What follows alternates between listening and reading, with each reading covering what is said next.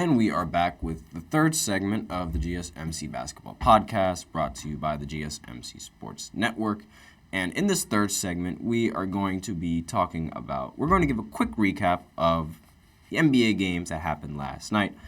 But before that, there's more breaking news, Jesus Christ. Okay, so breaking news is about Michael Porter Jr. and his brother, who, if you listen to the last segment that I did, recently got taken out of the rotation for the Toronto Raptors for allegedly being involved in a sports gambling problem. And they were looking into two games in particular. And you can watch the previous segments where I cover exactly like what that is and like all the details. But Michael Porter Jr., so that's his brother, he had this quote to say: "People in the crowd are saying what they need you to score or what they don't want you to score. Every night you're disappointing someone. It's part of the game now, blah, blah, blah." Just because, there's dots there and things that's not important. Jonte, his brother, loves the game of basketball. "I've known my brother my whole life. I know what type of dude he is, and I know he's excited to play basketball, and I highly doubt he would do anything to put that in jeopardy." So, obviously, these are some very, very nice words coming in from a brother, and words that you'd expect to come in from a brother, to, have your brother's back. And, even if, you're not even if it doesn't necessarily have to be your brother. It could be anyone else that, you're just really close with. You got their back, and, you know that you got their back. But I will say that this might just be, him just being a good brother, because the allegations, they're a little bit sketchy, and they're almost too sketchy to not be real, if that makes sense. For it to not be a possibility, that's a little too sketchy. But again, this is still an investigation that the NBA is undergoing, so it might not even be true. So let's go right ahead and get into this quick recap. And what might not be true is that he might not have even been participating in the over and under on his stats. But who knows? Still up in the air, still an NBA investigation. So first on the list is, since Carrito, he brought up the Golden State Warriors. I guess he's a Warriors fan. I don't know what it is. Might as well talk about the Warriors beating the Orlando Magic. So I can't do my little jingle with the Orlando Magic. But the Magic, they did not play well in this game, at all.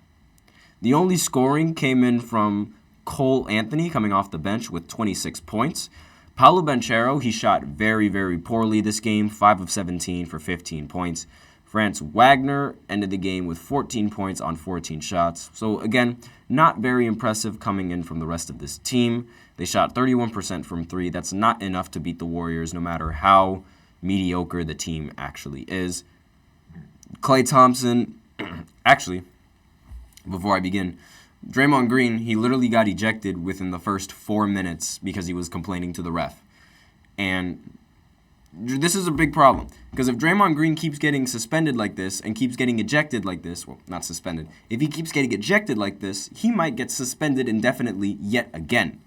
And this hurts the team. This genuinely hurts the team. Now there are talks saying that Now there are people that are thinking that maybe Golden State should just blow up the big three completely. Like Rondo, he said, "For me, it might be time to break up the Warriors dynasty. I don't think you should continue to hold on to it, just like they broke up the big three in Boston."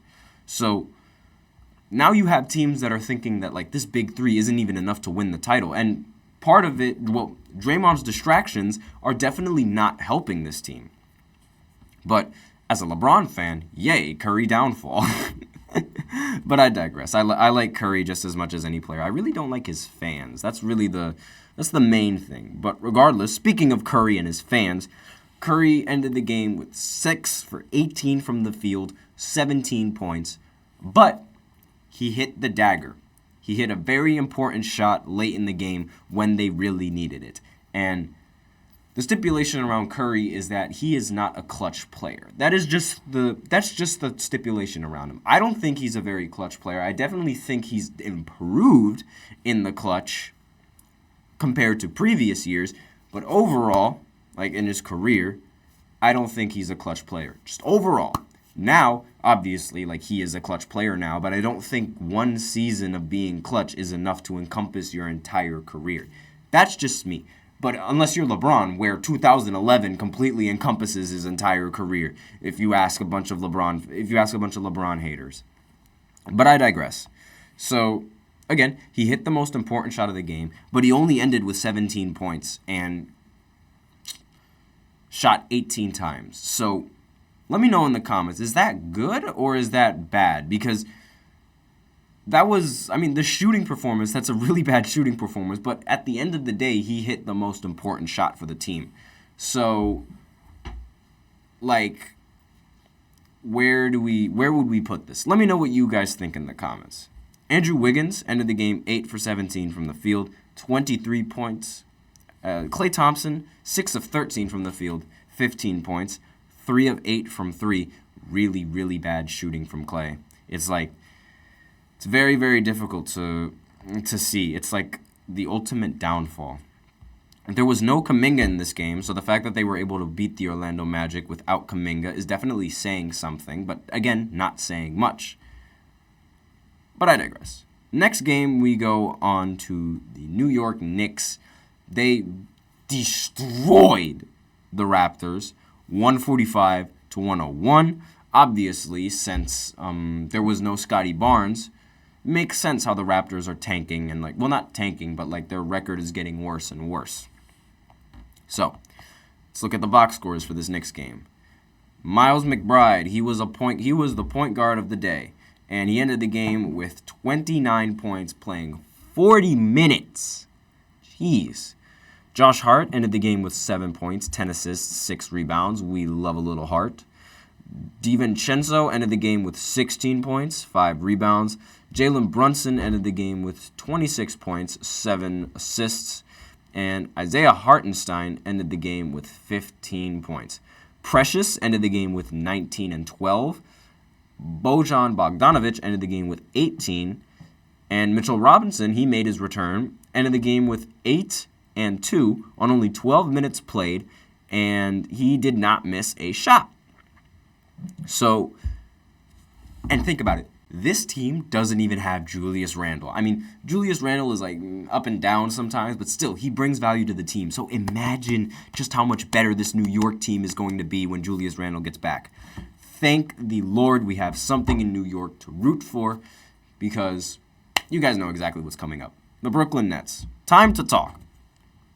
So, the Nets, they were this close to losing to the Wizards, another terrible team, and they were this close to letting Jordan Poole have the game of his career. In fact, he probably already had the game of his career in this game. He played 45 minutes, ended with 38 points, 8 assists, and 7 rebounds. Why are we bad at defense? Why are we letting Jordan Poole score so many points? He is not that guy. He is just a shot chucker. Why are we letting this man score so many points? It is irritating, and I literally have a headache just thinking about it right now, because that game was literal torture. I had to watch that man hit bucket after bucket after bucket after bucket after bucket like he is a third Splash Brother. No, he is not. What is this? And then the Brooklyn Nets, on the other hand, Mikal Bridges, 19 points, 47 minutes. Got someone in the chat. Kaizen. Hey, are you a Nets fan? I wonder. But yes, I am a Nets fan. That is the team that I support because I'm from Jersey, and the Brooklyn Nets used to be the New Jersey Nets. So that's the team that's closest to me and my identity. And not only that, I'm a fan of all the New York teams except the Bills and the Jets. No. But regardless, and the Islanders, because for any of you guys that watch hockey out there, not a big fan of those guys. But regardless, it's 47 minutes, and you can only put up 19 points. What are you, Kyrie in Game 1 of the Finals? No. Cam Thomas ended the game. Thankfully, he was just as much of a bucket as Jordan Poole was. He ended the game with 38 points, so it essentially canceled out Jordan Poole's scoring production. thank the Lord. Dennis Schroeder ended the game 8 of 19 from the field, 21 points. Claxton ended the game 8 for 11 from the field, 17 points. And Dorian Finney-Smith, 2 of 9 from the field. You want to know what would have helped us in this game? Defense. You want to know who plays good defense? You guessed it, Ben Simmons. Where's Ben Simmons? I don't know. I have no idea where he is. Maybe we should ship him off. Get him off my team. Please get him off my team. That's all I want. If that happens in the near future, I will never complain about the organization ever again. I want him gone. But I digress. Moving on, we're going to talk about the Cavs going up against the Hornets. And again, scoring was relatively, it was meh in this game. Final score was 118 to 111. And the Cavs are expecting to get Donovan Mitchell back in the lineup relatively soon. How soon? Not entirely sure. Maybe just before the playoffs. They're definitely going to need him. Darius Garland, he is good. 14 points and 12 assists. They definitely need a lot. They're definitely missing Donovan Mitchell's production in terms of scoring. Darius Garland, he ended the game 5 of 15 from the field. Again, those assists were very good, but that shooting is not going to help this team. Jarrett Allen ended the game with 24 points, 11 of 14 from the field. That is a former Brooklyn Net that I wish was still on the team because he plays defense and he dunks the ball and he's not scared of laying the ball up when there's a Trae Young in the paint. Evan Mobley ended the game 10 points, 6 assists, 6 rebounds. And Max Strus ended the game with 19 points. So, relatively good scoring. Again, they were just missing Donovan Mitchell's performance and his production. That's what they were really missing. Now, on Charlotte's side, Brandon Miller came out of nowhere and scored 35 points. He literally just came out of nowhere, and now he's just been a really good scoring option. Well, in the beginning of the year, people thought he was relatively crazy for some of his basketball takes, and now all of a sudden it's he's actually a really good basketball player. 31 points, 6 rebounds. That's not what I said. That's what the media is saying. He's a really good basketball player. I didn't know that. But they didn't really give him that much of a chance. So now that they have, I guess you could say that Charlotte might be regretting it. Let's see. Vesalije Misic, again, forgive me if I botched that name completely, ended the game with, he ended the game with 11 points and 12 assists. Trey Mann ended the game with 17 points. And Nick Richards ended the game with 11 and 10. Let's see. Grant Williams ended the game with 16 points as well. And no LaMelo Ball in the lineup. It's been a while since I've heard overtime talk about LaMelo. Well, now because their new favorite thing to talk about is Victor Wembanyama. So, been a while since I've heard from LaMelo. Again, he is injured and he is out, so hopefully we'll see him return. I really am a big fan of LaMelo and his play. I think while he is flashy, he does know how to play the point guard position very well, and he definitely knows how to set up his teammates and setting up himself. Now, on to the nitty-gritty. Now, the Clippers going up against the Sixers. So, Kelly Oubre, the big story about this game wasn't even that the Clippers ended up winning 108 to 107. The big story was the post-game results of what Kelly Oubre did. So Kelly Oubre, late in the game, there was a jump ball, and the ball ended up being tipped over to Philly side. Kelly Oubre grabs the ball, only a few seconds left, and goes straight to the paint, tries to go up, but Paul George gets a stop. And Kelly Oubre thought he should have been fouled. I'm just reading the comments right now. Kaizen said Kelly Oubre went off, but not in the game. Yeah, and I'm getting to that. So essentially, Kelly Oubre, towards the end of the game, he thought he got fouled, and there was a huge scuffle on the bench, like not on the bench, but it was a huge scuffle mid-court with the refs. And yes, Kaizen in the chat, he says he called everyone a B-word. And by everyone, he meant specifically the 3 referees that he was talking to. So Kelly Oubre, he went, "You are a B-word." I'm not going to say that live on the show. "You are a B-word. You are a B-word. Your mom's a B-word." That's the quote. That is the entire quote of what he said. Obviously, he didn't say B-word. He said the other word. But, you guys can substitute in what exactly that word is. And he hasn't been fined yet, honestly, which I'm very surprised. I thought the NBA was going to hit him with a $100,000 fine, which they probably will towards the end. And it's like, this is sort of the type of, I understand, you have passion for the game and things of that nature, but it's like, the game is over, my guy. You did not have to go and cuss everybody out like that. Like, what was that win in hindsight, what was that going to accomplish? Like, that wasn't really going to accomplish anything. And Kaizen in the chat, he says he even went and said he added grandma and their auntie? Excuse me, Kelly.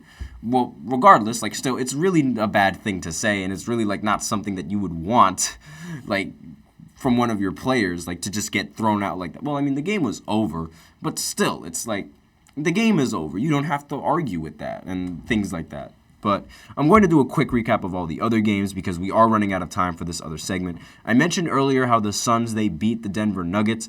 Part of that is because of Kevin Durant's ridiculous 30-13 game.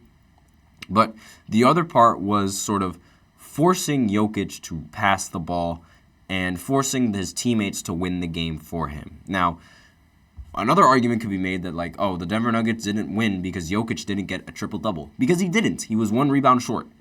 22 points, 10 assists, and 9 rebounds. And he shot 9 of 16 from the field, 1 of 5 from 3. Now, the Suns, I'm not even going to lie, I think the Suns got lucky in this one. Because, again, if his teammates start hitting the shots that they needed to hit, it's game over for them. And Devin Booker did not play well whatsoever. Neither did Bradley Beal. So they really got saved with Kevin Durant in this matchup. Some of the other important games that went down. Let's see. The Spurs, they just played the Jazz. They won 118 to 111. Devin Vassell ended the game with 31 points. Victor Wembanyama ended the game with 19, 8, and 6. Not really much that needs to be said. They're both relatively bad teams. And I did completely forget to mention that the Nuggets, they did not have Jamal Murray in this lineup, if I remember correctly. I don't remember seeing him out on the floor while they were playing. Yeah, no, he wasn't in the lineup. Oh, and there's someone in the chat, Kaizen. He said they did not have Murray. Thank you for bringing that up. Because, yes, they didn't have... almost dropped my water bottle. They did not have Jamal Murray, who is a very vital piece to that offense. But still, I feel like they definitely could have won without him. But I digress. Timberwolves ended the game... Well, they obviously beat the Pistons 106-91. Not really much that needs to be said. Jalen Green completely shocks the Oklahoma City Thunder. I did an entire segment on him the other day, apologizing because I clearly just wasn't familiar with this man's game. 37 points, 10 rebounds, 7 assists in final OT. And obviously, the Thunder, they did not have Shai Gilgeous-Alexander, which is probably the big reason as to why they did not end up winning this game.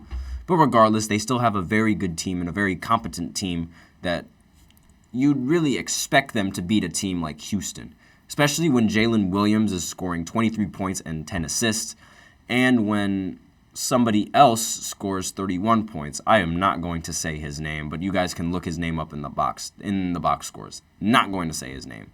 Dylan Brooks ended the game with 20 points, and Amen Thompson, he's been a very, very important player to the Houston Rockets and their success. 25 points and 15 rebounds in this game on 10 of 18 shooting. Very, very impressive stuff coming in from Houston. 10-game winning streak. This is the first time since they had Harden in, I believe, 2018-2019, where they went on a 10-game winning streak. I'm just going to make sure that that's No, 2017, 2018. Excuse me, wrong year. This is the first game. This is the first time where they've been on a 10-game winning streak since that time frame. Any other games that I missed? Hawks going up against the Trailblazers. That's a game that, like, again, it's like two mediocre teams. Not really anything special. The Pacers lost to the Bulls because the Bulls ended up scoring 125 points on them, and the Pacers, they didn't have anything on offense.